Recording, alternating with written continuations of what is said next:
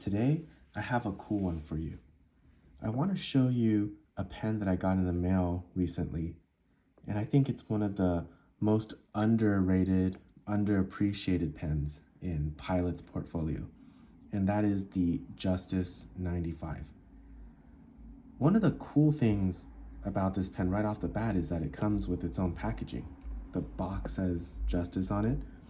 If you've seen a lot of Pilot pens like I have, you know that most of them just come in fairly generic Pilot packaging.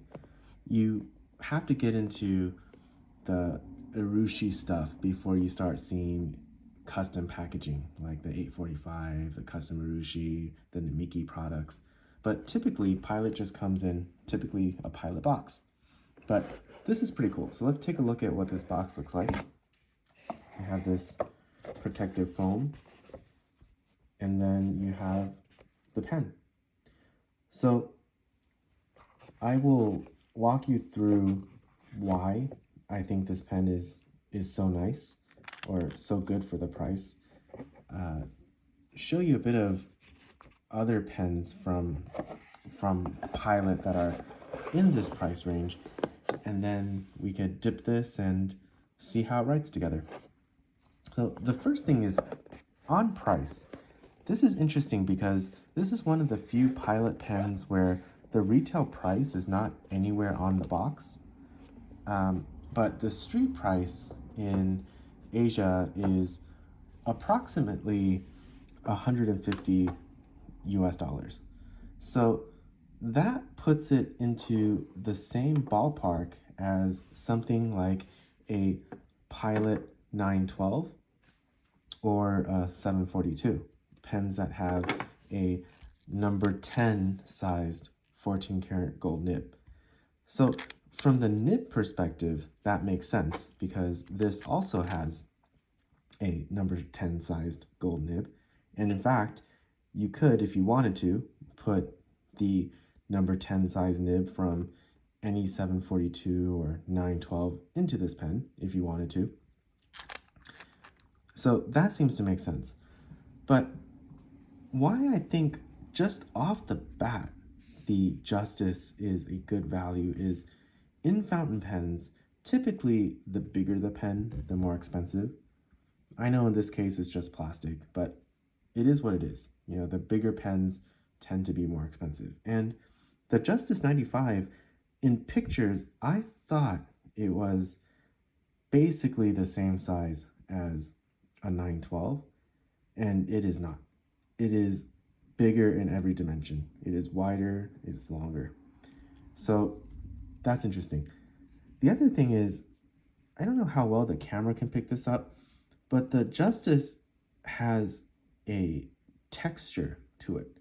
It actually comes in two different finishes, but they're both very nicely textured. And you think that with these differences, you would expect a more expensive pen than something like the fairly standard alternative. And just a quick size comparison, this is next to a Pilot Metropolitan.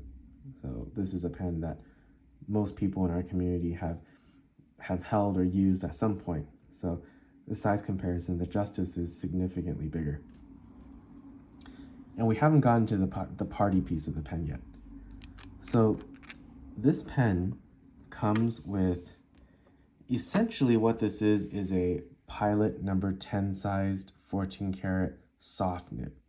So think of a nib like the soft fine, soft medium. This one I think is a medium fine, but it's essentially a soft nib, not a falcon nib, just a regular old soft nib. And then on top of that, you get this thing that looks like a bit of an overfeed that you can adjust with this knob here. So you can twist this, and if you retract this overfeed thing, you in theory have a pen that is soft, or a nib that's softer. And if you extend it, then in theory you have a pen that's firmer. We'll try that in a second here, but that's the theory. The other thing is I've I've read online, and this is just, I have no idea whether this is true, but if you've seen some of the Sailor specialty nibs, some of those have that thing that sits on top of the nib and it's supposed to increase ink flow. I've heard that supposedly this has the same effect on the pen. No idea if that's true or not, but if it is, then that's a nice bonus as well. So that's the party piece of the pen. And if you're getting a bigger pen, a pen that has a more intricate finish, and a pen that has a clearly more complicated nib unit, right? It has the same 14 karat nib, but it has a more complicated mechanism on top of the standard nib, and you're getting that for essentially the same price as the pen without these features. I'd say that's a pretty good deal. And another minor point, but worth mentioning at this price range, it comes standard with the Pilot Con 70 converter, so that's another like 10 to 12 bucks. So when you think of all of this, the whole pen, everything for 150, really not bad. And I don't really know why this pen doesn't get as much love here in the US, or in Asia for that matter. I was talking to the retailer I bought this from, and they don't get a lot of these in. They don't sell a ton of these every month. They sell many more of the 912s than they sell of this pen, and I'm not really sure why that is. I'm not sure if it's because Pilot hasn't really put in the effort to market this pen, or if it's just if people think that having this mechanism is less practical than not having it. I'm not sure what the reason is, but for whatever reason, this pen is not as popular as I would have guessed, given the features and the price range. And I will say, this mechanism is nothing to be scared of. This is not like, I completely understand people who don't like pens like the Pilot 823, and they prefer like a 743 instead. And I've been meaning to do a comparison between those pens. I completely understand that. I understand the wanting the cartridge converter pen rather than a piston filler because it's just easier to maintain. There's not really those concerns here. I mean, if you don't want to deal with this mechanism, you can set it in one place and just leave it. So I'm not sure why this pen is not as popular as I think it deserves to be. So let's take a look at how this thing writes and see if we can tell any difference between the settings of this overfeed here. Okay, so let's start out in this fully extended position and ink this with Pilot Blue Black, my trusty old favorite.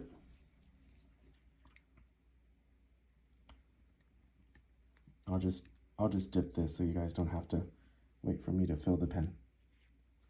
Okay, so this is such a comfortable pen. This size is great. It really is just such a great size. The extra width compared to the 912, it's a very comfortable pen. So this is the Pilot Justus 95. This is a medium fine, and this is Pilot Blue Black. I mean, no surprise here. This nib very well tuned. It's very nice. Let's see. Yeah, this doesn't feel like in this position. This feels somewhere between a standard Pilot nib and a Pilot soft nib. So it's not really that soft. Let's see. Now let's just fully retract this thing and see how far we can get it. Okay, let's see if we can tell any difference here. Oh, yeah, you can. See, this is interesting because I've watched videos where people say they can't tell a difference, you can definitely tell a difference. This is much softer. It's not, this pen is not designed to give you line variation. This is not a pen like the Pilot FA nib, which I think I did a video on a while ago. I'll link that one below so you can see the comparison of the Pilot soft nibs. This is not meant to give you line variation, but with that thing fully retracted, you definitely get some line variation. I'm not pushing that hard. You can tell if you just compare these, you can tell the nib opens up a bit more with this retracted. It's a wetter writer. You can tell that the downstrokes are wider, or they're thicker. So you can definitely tell. So that's really interesting. I'm actually kind of surprised. I'm surprised that the difference is so pronounced, because I've seen reviews that say it's not as pronounced. So that's interesting.